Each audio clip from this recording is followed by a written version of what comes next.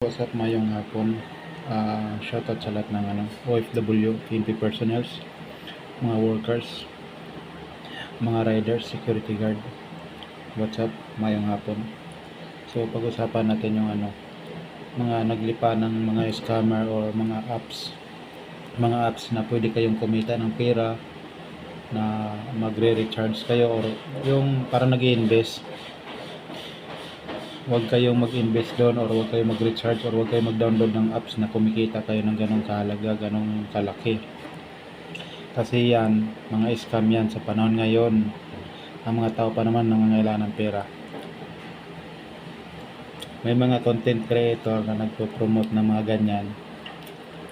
Huwag kayong sumabay niyan kasi mabubuyaso kayo. Yung iba kasi mga risk taker yan. Katulad niyang halimbawa natin yung apps ng ng madaming content creator na nagpo-promote ng mga apps na kumikita maliban sa mga casino games, mga sugal. Ito naman mga apps na nagre-recharge ka ng halimbawa 1,000 sa after 3 days or 1 week magiging 2K to 2.5.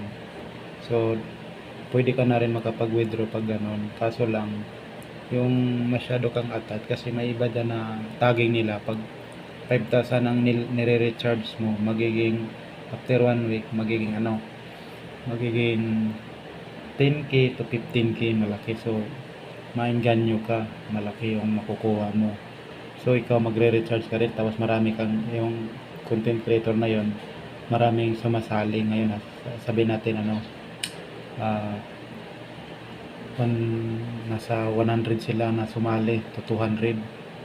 Magkano nire-recharge, sabihin natin 1,000, may iba malaki 100,000, may iba 10,000. Ngayon after 1 week to 2 weeks nawala kasi pinapalaki nila. Nawala, biglang nag-block yung app, biglang nag-block yung application. Pag i-login mo, block na, wala na, di ka na makapag-login, di ka na makapag-registered. So ganun kalupit ng mga scammer. So ikaw naman content creator na nag-promote nun, ikaw talagang babalikan nun. Kaya hanggat maaga pa, wag nyo pasukin at wag kayo maging ganyo sa ibang mga risk taker or sa ibang mga tao na nangangailangan din ng pera. Kasi kayo talagang kukuyugin yan. Kasi ako, nasubukan ko na yan. Sinubukan ko, nag-recharge ako ng 200, 300. Tapos bigla ko na yung ganyo kasi pag malaki ang nire-recharge mo, malaki rin na makukuha. After 1 week or 1 month, nag-block. Kaya yun ang nangyari na. Ingat kayo lagi sa mga ganyang scammer kasi grabe ang mga scammer ngayon, malulupit, magagaling. Ang iba dyan, mga Pinoy lang din ang may iba nagre-recharge dyan 100,000 to 200,000. Minsan sa chat group ginagawa nila yun, pero sila lang yun, mga scammer lang din yun, sila lang din yun. Ngayon ikaw maingganyo ka kasi malaki, papatusin mo yun, mayari ka. Mas maganda pa rin kung content creator kayo, pagpatuloy nyo lang yung pagiging content creator, yung mag-upload lang kayo ng videos, mga good vibes, mga tutorial, kumikita pa rin tayo niyan sa ganyan kung monetize tayo. Pero kung mag-promote kayo ng mga apps na ikakasira, wag, masisira yung buhay nyo dyan, pati kayo, pati yung ibang tao masisira.